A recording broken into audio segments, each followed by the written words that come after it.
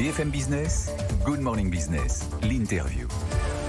Il est 8h18 et j'ai l'ancien chef du RAID, Jean-Louis Fiamenghi, avec moi aujourd'hui. Bonjour. Bonjour. Alors vous allez peut-être vous dire, mais pourquoi un policier, ancien chef du RAID, pour parler d'entreprise? Parce que d'abord, vous conseillez Antoine Frérot, notamment sur la gestion des crises. Et on voit que vous avez magistralement accompagné Antoine Frérot lors de cet assaut contre Suez, remporté haut la main. On va en parler bien évidemment. Et puis parce qu'avec Denis Favier, qui lui est ancien du GIGN, vous avez écrit un livre adressé aux entreprises, justement, top action face aux crises. Pourquoi est-ce que les entreprises ont besoin d'hommes comme vous? Vous êtes donc chez Veolia, Denis Favier est chez Total Énergie. À quoi vous servez dans les entreprises, justement? Expliquez-moi. Justement, on nous recrute par rapport à notre ancien passé de policier où nous avons et notamment des unités d'intervention qui sont des unités de gestion de crise. Et à partir de cette expérience, donc les entreprises nous recrutent pour qu'on puisse partager nos expériences avec les managers du groupe. Alors en ce moment, on a un nombre de crises incalculables au-dessus des têtes des patrons. Évidemment, l'inflation, la rupture d'approvisionnement, la guerre en Ukraine. Beaucoup d'entreprises avaient des activités là-bas, elles ont dû réagir. On va parler de celle-là, par exemple, la guerre qui intervient tout d'un coup en Europe. Comment, quand on est chef d'entreprise, on doit gérer le rapport avec ses troupes, avec ses salariés, avec ses clients? Dès l'instant où la normalité n'est plus, on arrive dans l'incertitude, dans la crise, et donc les patrons doivent faire preuve d'imagination, d'innovation et fonctionner différemment avec leurs équipes. Ça resserre les équipes, ce qui est un bien, et donc il faut trouver de nouvelles voies pour continuer à exister. Et justement, notre travail, c'est d'être avec eux et pour pouvoir les accompagner dans cette recherche d'idées nouvelles. Ce qui est intéressant dans votre livre, c'est qu'effectivement, quand une crise survient, parfois, c'est une crise de réputation aussi, il y en a beaucoup. On change de paradigme, on change de méthode, on change d'organisation quasiment autour du chef. Et c'est l'expérience de la police et de la gendarmerie. Le rôle du chef, dans ces moments-là, il est crucial parce que les troupes, elles vont suivre leur chef ou pas. Et donc, dans ces cas-là, il faut resserrer les liens. Oui, mais c'est ça qui est intéressant dans la crise. Il y a toujours quand même 2 ou 3 normes qu'il faut suivre. Le chef, c'est le stratège, c'est lui qui donne l'impulsion, etc.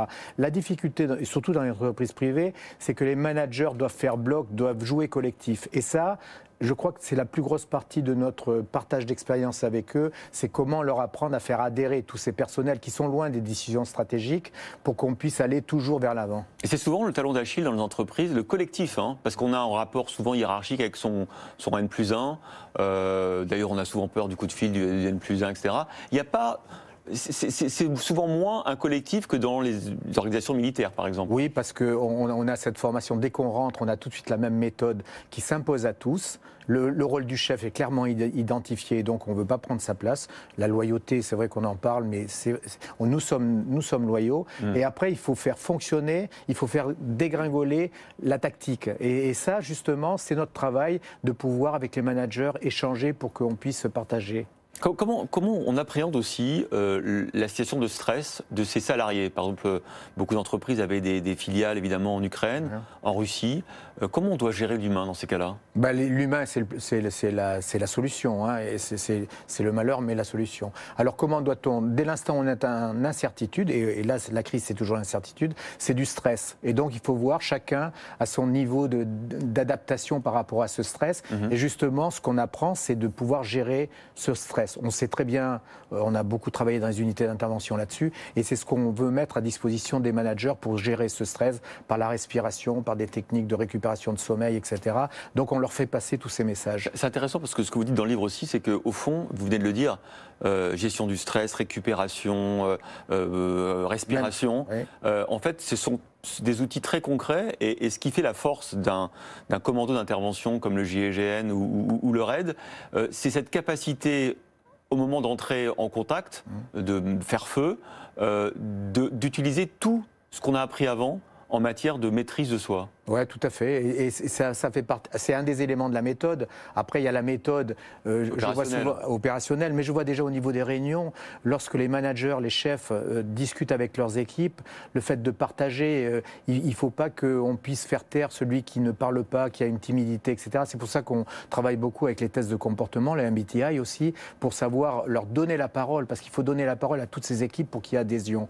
Sinon, il n'y a pas adhésion. On est complètement à l'extérieur. Et c'est ça, notre secret, se trouve là-dedans, dans l'humain, pour le valoriser, pour lui faire accepter le message du chef. On ne s'attend pas à ça de vous. On a l'impression que voilà, vous allez expliquer aux chefs d'entreprise comment on fait une tactique, une stratégie, etc. Mais non, vous dites par exemple dans les réunions de débrief, on les fait très mal en France parce qu'on ne prend pas assez de temps. Et ce que vous venez de dire, donner la parole à tout le monde, y compris et surtout à ceux qui ne sont pas contents ou qui ont senti des frustrations ou qui ont un désaccord dans la manière dont on a géré la crise, il dit qu'il faut les faire parler.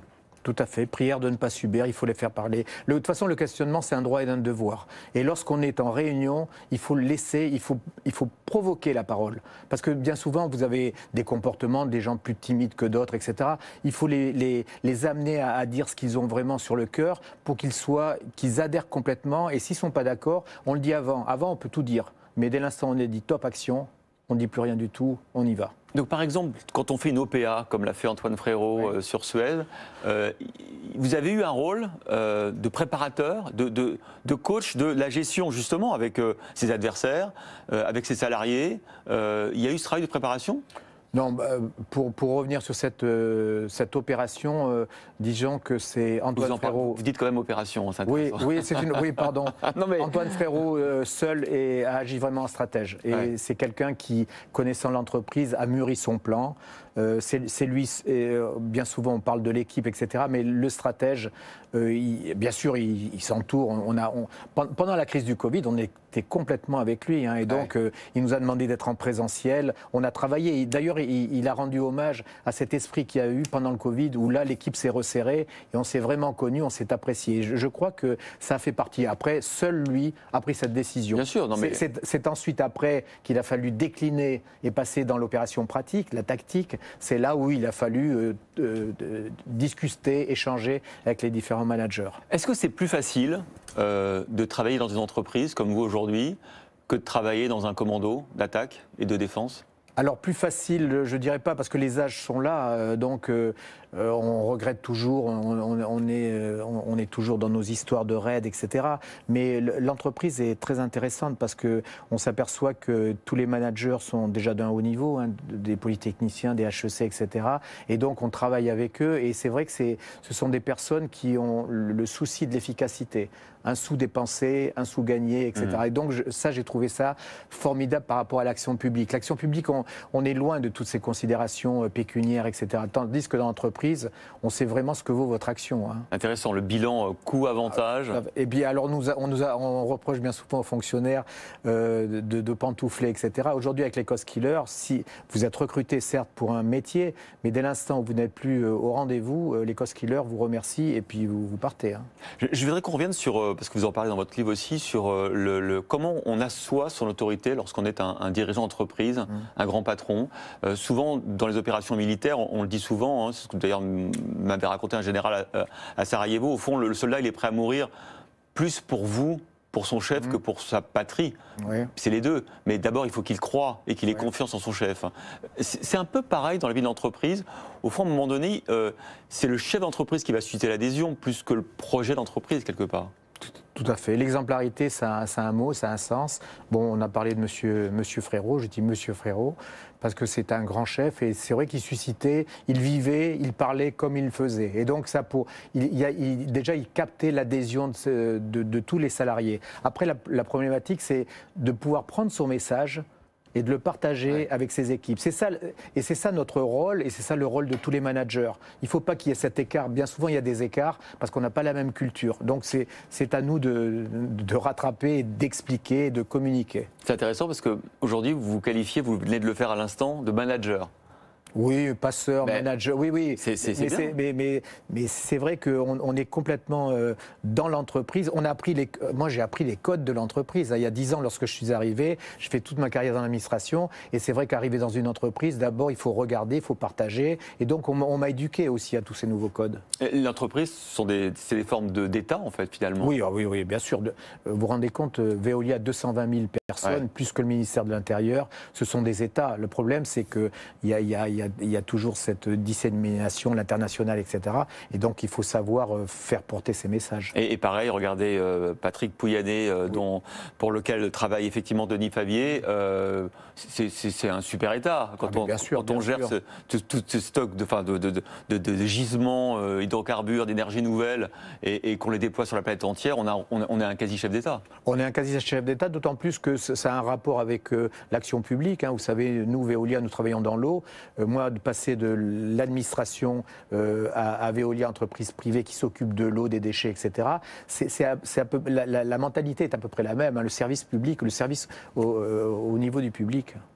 Merci beaucoup, Jean-Louis Fiamingui, ancien chef du RAID et donc co-auteur de Top Action face aux crises, manuel à l'usage des entreprises, aux côtés de Denis Favier, ancien du GIGN, et de Guillaume Fard, notre confrère. Merci d'avoir été l'invité de Good Morning Business.